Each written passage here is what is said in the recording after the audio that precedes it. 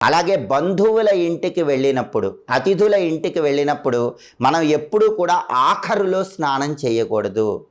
అందరికంటే లాస్ట్ పర్సన్గా మనం స్నానం చేస్తే అతిథుల ఇళ్లల్లో, బంధువుల ఇళ్లల్లో అప్పుడు అదృష్టలక్ష్మి అనుగ్రహం తగ్గిపోతుంది. కాబట్టి మీరు చుట్టాల ఇంటికి వెళ్ళినప్పుడు వాళ్ళందరూ అయిపోయిన తర్వాత కాకుండా ముందుగానే స్నానం చేయండి. దానివల్ల అద్భుతమైన ప్రయోజనాలు సిద్ధింపజేసుకోవచ్చు. ఇలా స్నానం చేసేటప్పుడు ప్రత్యేకమైన నియమాలు పాటించాలి. అలాగే ఎప్పుడైనా సరే తలంటు స్నానం చేసిన వెంటనే మళ్ళీ స్నానం చేయకూడదు.